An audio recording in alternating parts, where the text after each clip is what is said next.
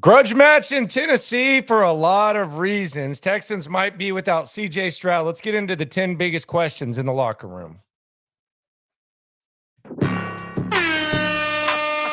Yeah. Yeah. It's the locker room on YouTube. You know what it is. Let's get it. Hey. Locker room. Yeah, we in the locker room. Texas talk. Yeah, you know what we about to do. Localize every angle's what we really do. We the source. We the pulse of the city too. Landlocked. Got the Titans game week. in the headlock. Always a fun time. Talked to Andre Johnson about it today. Exclusive interview on In the Loop Sports Radio 610. Check that out on the Odyssey app. Going to have a video posted of it tomorrow. We'll also revisit it on Football Friday. Is the locker room number one source for Texans daily digital content. Texans taking on the Titans. Let's just get right into it. CJ Stroud misses practice again. The status, it's almost, I don't even know if you call it in doubt anymore. It seems like a pretty foregone conclusion. CJ Stroud is not going to play unless something miraculous happens within the next 13 or so hours, and he clears the protocol. So that's one thing we know. They're going to be without CJ Stroud. There's also a lot of questions that I want to get into when it comes to this matchup and when it comes to the Texans heading into this game. And we'll get into those other guys who missed practice. By the way, Nico Collins, George Fant, Will Anderson, Blake Cashman, Tavier Thomas as well. So you can make a case that 5 of your best players could potentially be out on Sunday. CJ for sure, Tank, yes, Will, Nico, and Blake Cashman. Those. I mean, if you listed the 5 best players on the Texans this year, that's 5 of them. So if the recipe for success, I don't even think we know it. I think it's basically speculation at this point. We have no idea what the Texans are going to look to do. Common sense would tell you that they'd like to run the ball a little bit more. But if you've watched this team, common sense would tell you that's something that they've struggled with, whether it's willing or able or a combination of the two. It's been hard for them to run the ball, even when you have the threat of one of the best passing games in the league, like you did with CJ Stroud and Nico Collins. Texans, 96.6 yards per game. That's 8th worst in the NFL. Also, they average 3.7 yards per carry, which is the 4th worst. So that's where we're at. Glenn says, good interview with Dre. Yeah, it was fun, man. I think we got more from Dre than I've heard from him. I've heard him speak many times. I thought it was pretty fun. Probably could even dove deeper with some of the things, but I thought he gave some really good insight. And again, video posted. You'll hear it probably tomorrow on the show, 10 o'clock Central. Be sure to subscribe, like, right along. We're on Twitch. We're also on YouTube. USG says it's not really hard to run the ball. They just need to commit to Singletary. Easier said than done. I was shocked that they kind of got away from that after the 2 weeks that he put on. But that's just kind of the way that things are. Top 10 questions. Texans versus Titans / old Oilers. Question number 1, and this is something that I'm actually asking you. How big of a story is the Oilers uniforms that the Titans are going to be wearing? Here's my thing. I hate when people say, well, if you're from Houston, then you feel this way, or if you're this age, then you feel that way, or if I mean, my job is interacting with people, and I'm seeing hundreds of texts throughout the day during the show on the text line. I'm getting messages, I get emails. There's some old folks who are ready to move on from the Oilers. There are some old folks who are pissed off. There's some young folks who are pissed off. There's some young folks who are ready to just more focused on the win. So I don't think there's one right answer when it comes to this Oiler uniform thing. My thing is this. When it first came out, I thought it was big news. It was in the middle of training camp. It was kind of a petty move by Amy Adams. And It was a big story. We didn't know how good the Texans were going to be. We didn't know how bad the Titans were going to be. And that was perhaps like the only thing relevant about this matchup. But as time has gone on, you're in a situation where the Texans are fighting to make the playoffs. If they win and find a way to scrape out this dub, then you're talking about a playoff team. And the Titans, this is really all they got going on. So I know there's a lot of emotions for it. I also kind of roll my eyes because my co-host John Lopez and I have gone, shout out to the OG. We've kind of gone back and forth. Shout out to Cody Stutes. But we've gone back and forth on this. And my thing is this when it comes to the uniforms. My thing is this. If you acknowledge that Amy Adams is just doing this out of pettiness, and she obviously is, and quite frankly, I can't blame her because regardless of what a slimeball you think Bud Adams was, it was her dad, and I'm sure that he got a lot of hate from the city of Houston, deserved or not. That's his daughter, though. So I don't even blame that. But if you acknowledge that she is just doing this to be petty, and then you're going to get pissed off about it, then aren't you kind of dumb? Like, isn't that kind of a dumb move? And this is nothing that I didn't say to Lopez. If you're just mad overall that they're wearing the uniforms, cool. But if your foundation is Amy Adams is a dummy and she shouldn't be doing this, but you're letting her draw you off sides, why does it matter? Why does it matter? You got a relevant team. You got a quarterback of the future. You got the head coach you want. They're wearing the uniforms. They took the uniforms. Oilers have been gone for a while. Again, this is not me telling you how to feel. This is not me generalizing and saying certain people feel this way, certain demos feel that way. I just don't understand. I don't think it's as big of a story as it was because it's a very relevant football game. That's what I think.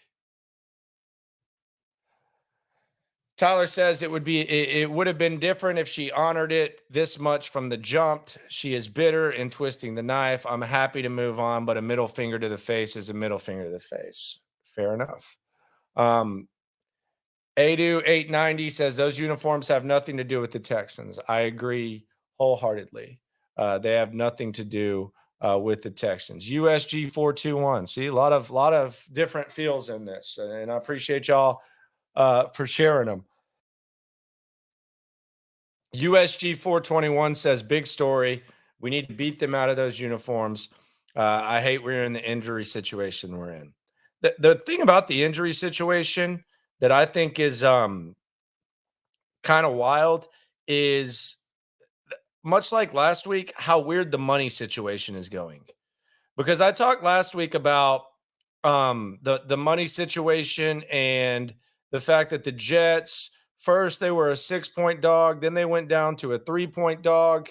And the Texans ended up getting their ass whooped. Same way with the Jags. It seems like Vegas wants people to bet on the Titans at this point. Because if you're just I don't even want to say a casual or a simp or anything like that. But if you're someone that just is going to Vegas, and let's say you're grabbing the sheet and you're looking at it and you're saying, I have $100, $200 to bet. Naturally, you're looking at this game and saying all these Texans players are hurt. They just lost and got their ass whooped by the Jets. And the Tennessee Titans just beat the Dolphins, regardless of whether it was a fluke or not. That's all I'm saying. I'm just saying, like, if you're just trying to, like, on the surface and you're not really diving into it, and I actually don't think you can dive into this and feel optimistic about the Texans. I think at the very least, optimism is uncertainty. That's where I think I can't lay out like anything that I think is like optimistic. Although as we get through these questions, maybe we will. But I just think that they're begging you to take the Titans. And 9 times out of 10, if you've gambled on any level, sometimes you make that bet and you're richer. And good for you. You wish you would have bet more. But I've been in this situation too many times where when this looks as weird as it does, something crazy happens. So that's how I kind of feel about it. I think something weird is going on. Back to the Titans comments. Leroy Walker says, I feel the Oilers are the past. They have nothing to do with the Texans or Tennessee Titans. I feel you there. Will says it's still a big story. They were talking about it on multiple shows today. Of course, they're talking about it. But I mean, how important is it? How big is it? Oilers unis have fallen back to the burner and priority this season. Bigger things happening this week for the Texans. Yeah, but Warren Moon is a Houston Oilers legend, Landry. Yeah, that's cool. That's good for him. And shout out to him. Renee saying, are you saying the NFL is rigged with Vegas? I'm not saying it's rigged. I'm just saying that teams find ways to win games. And they have more in-depth knowledge than ever. I don't think it's rigged. I just think they know how to take your money. That's all I'm saying. So how big of a story are the Oilers uniforms? Just kind of depends who you ask. Me personally, I don't care. I think it's funny. I think it's entertaining. I think when it first happened, it was interesting. I think John McClain kind of made a fool of himself in defending Amy Adams. I think he's kind of backed off of it. But in the big scheme of things, with where we are in the fluid process of sports, don't think it's a big deal. That's just me, though. Question 2, what's Mills versus Stroud, Bobby balance? What I mean here is I think there have been times, and I don't even think it's the craziest thing, where Bobby Slowick has trusted CJ Stroud too much or depended on him too much. Now, it got you in the position that you're currently in, and it's got people feeling great about CJ Stroud, rightfully so. But even some really good quarterbacks can be asked to do too much, to where maybe you're not completely balancing out your squad. Maybe plays that you design aren't working out as much. There's the play where you go off script and something happens.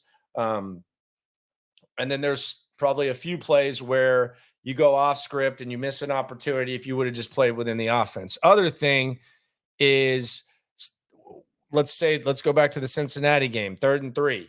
You decide to, and you're up 2 scores. Devin Singletary is en route to being the AFC Offensive Player of the Week, which he ended up being, and you decide to throw it out with CJ Stroud. You throw an interception, you almost piss away the game. Or Jacksonville, 3rd and 1, 4th and 1. You throw the ball twice. That's too much trust.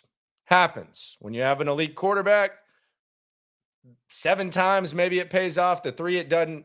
Jamokes like me come on here and we question it. I know how the game works. But I do wonder what the balance is going to be with CJ Stroud and Davis Mills. And we also have to keep in mind and be fair to Bobby Slowick and understand that Davis Mills most likely is not, well, definitely, but most likely, depending on what happens with Nico Collins, is not going to have close to the weapons that CJ Stroud had. So you don't want to neuter Davis Mills too much, but you don't want to trust him as much as CJ Stroud, which is easier said than done. That's the battle that Bobby Slowick's going to have to go through. And that's going to be one of the most interesting things to watch. Like, what does the script look like early on in the game when the plays are scripted? Bobby Slowick and Davis Mills, there's a chance that he just comes out guns blazing. Now, Slowick has struggled at times with adjustments. I think that's been one of the weaknesses, and maybe that's just part of being a first-time offensive coordinator. I mean, the last week against the Jets, they just abandoned the run. I don't know, they were in a 0-0 game, and they almost decided they wanted to start to throw a little bit more, and they completely abandoned the run. So what does it look like? I think there's a chance that the scripted plays look good, but what do the adjustments look like? And do you trust Davis Mills enough, too much, too little? That's going to be one of the interesting chess matches to see when it comes to Bobby Slowick. I think it'll be really interesting to see how he handles that situation. Mills came out last week, and that first pass to Brown was god awful. I have no faith in Mills. Hopefully, they get a run game going. I'll say this: I was at the game. I decided to go from the press box into the stands. and freeze my ass off and get rained on. And I against that Jets defense coming in hot and ready after sitting on those nasty ass sidelines, I wouldn't judge Davis Mills' first pass. Now we've all seen him throw passes like that in every situation. I mean, we've seen that quite often. So I'm not sitting here saying that Davis Mills is going to come out there just guns blazing. I would say though, the first pass in that game and that ass weather, I wouldn't put too much stock in that. What if Mills comes out with a pretty good performance under the Slowick system? More likely not going to happen, but I'm optimistic. But then you have a good backup quarterback, and like 5 of the 7 other teams that are 7-6 vying for a playoff spot, you have to win a game with the backup quarterback. The Texans' final 4 opponents have backup quarterbacks. The teams that they're 7-6 with, most of them have backup quarterbacks. Cincinnati, they have a backup quarterback. He's doing his damn thing. He didn't have as much experience as Davis Mills. Now he has better weapons. That's for damn sure.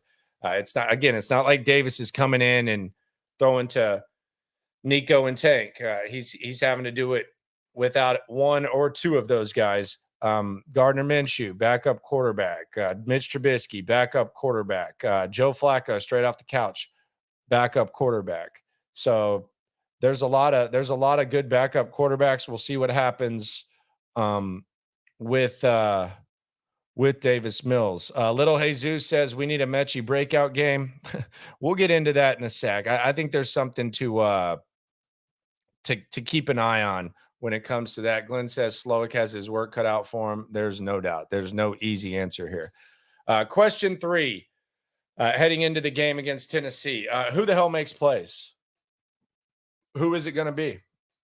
If Nico doesn't play, who makes plays? Who is going to be the guy or the guys to make plays? I think we need to look at the tight ends with Dalton Schultz and Brevin Jordan and Andrew Beck. Davis Mills likes throwing to tight ends.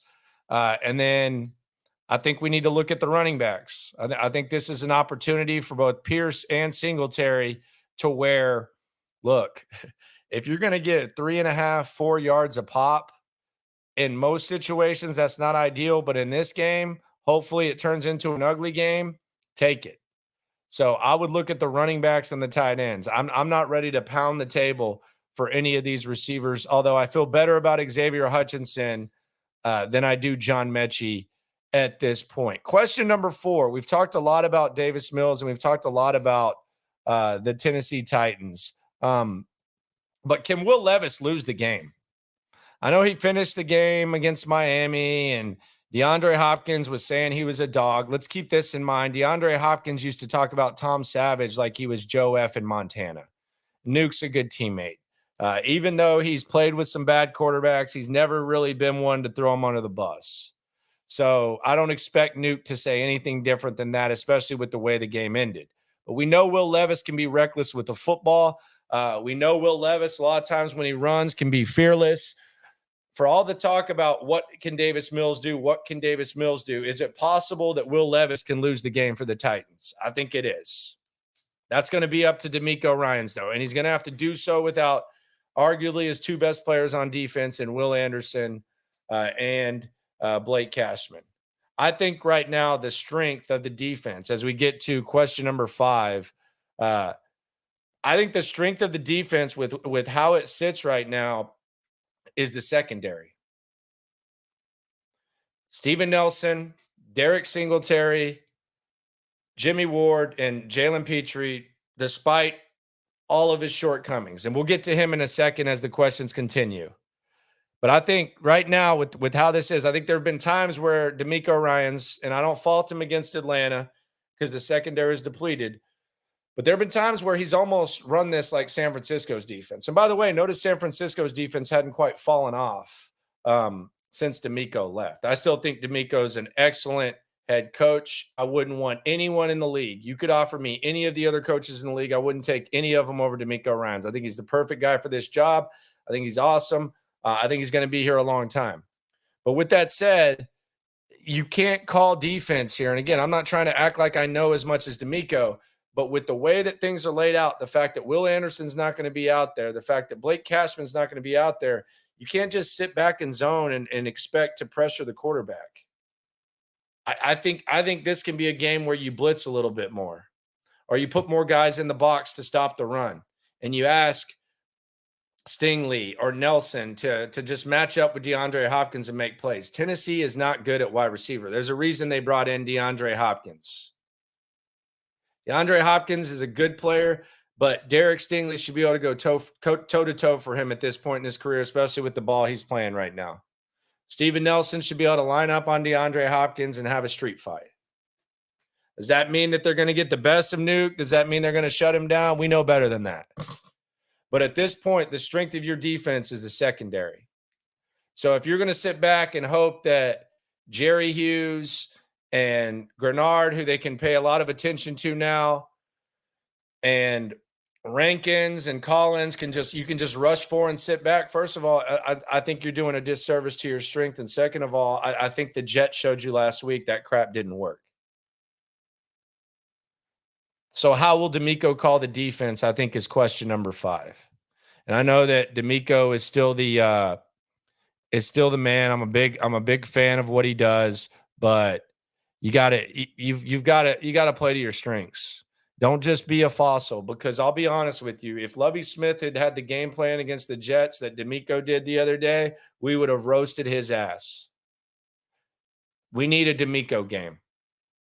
Look on the other side. We can go back 5 years, 2018. I bring this game up quite often because I thought it was one of the grittiest games that I've ever seen from a first-year head coach. Tennessee Titans, week 2 versus the Houston Texans. Texans started out 0-3 that year, ended up going 11-5 and getting their ass beat by the Colts in the first round of the playoffs. But in week 2, Blaine Gabbert was starting for the Titans. I think Taylor Lewan was out. I think a lot of their guys were out. It's similar to what the Texans injury report looks like right now. And the Texans with Deshaun Watson, Will Levis, damn sure ain't Deshaun Watson, and a pretty full string squad, they went out there and lost. Now there was a fake punt touchdown. It was an ugly ass game, but that was where you kind of realize this Mike Vrabel guy, his team's going to fight, scratch claw. Sometimes they're going to win ugly. That's what D'Amico needs. You got to call it to your strengths. Please, can't do that Jets crap. So we'll see what happens with that. Question 6, can the disappointments come up big? As I'm sitting here asking myself, who can make plays for the Houston Texans? Someone says double cover Hop. You don't need a double cover Hop. He ain't worth a double these days. You don't need to do that. But can the disappointments come up big? And there have been a couple of guys on this team who had high expectations that have been disappointments this year.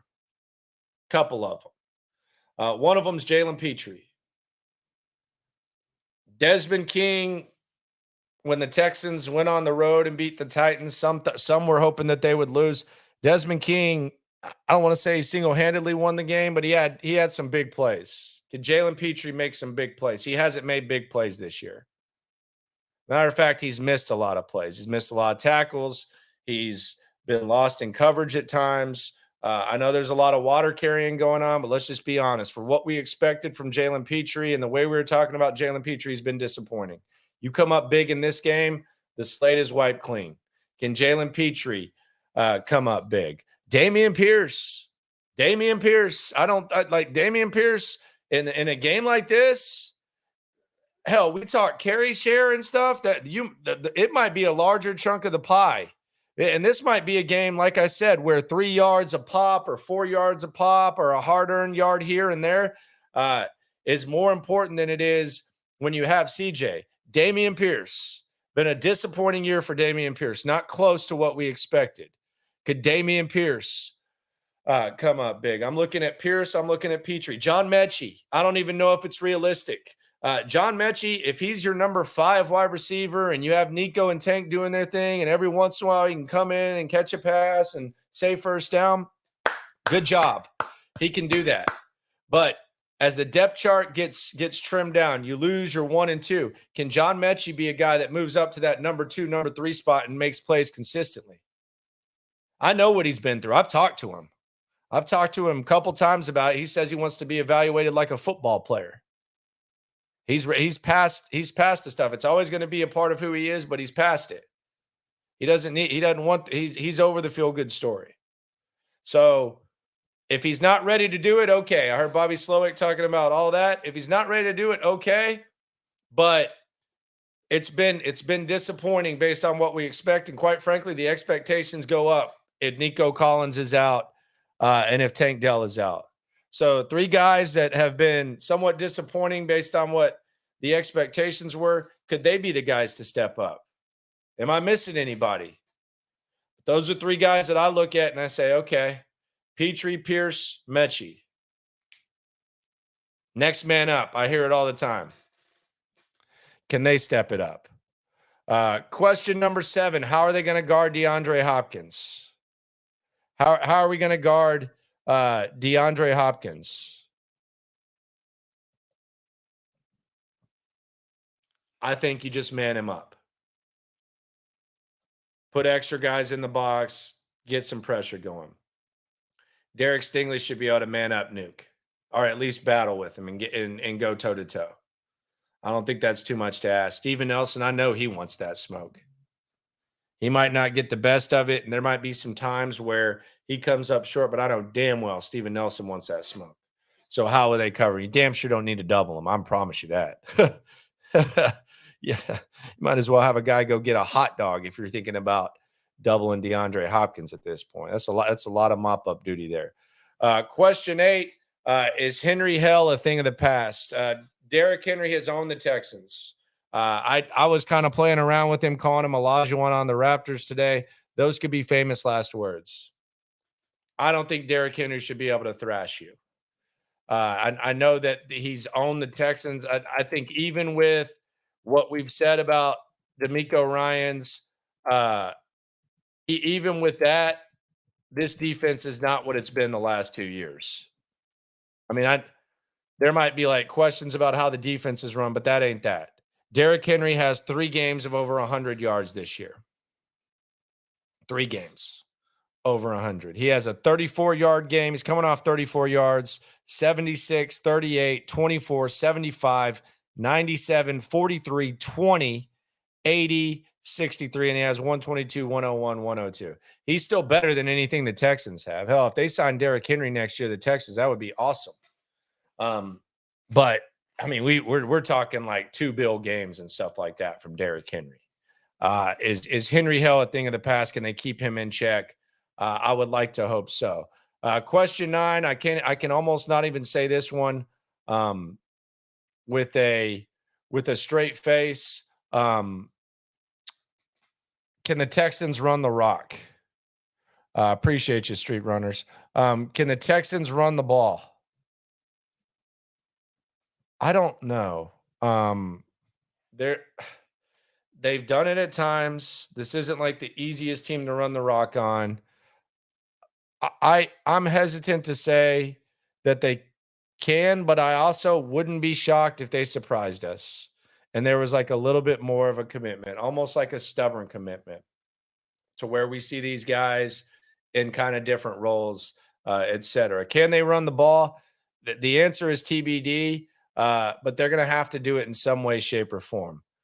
And the final question, question 10, do we see any surprises on the roster? This goes back to the Mechie thing. Do we see Steven Sims active? Do we see Bachman active?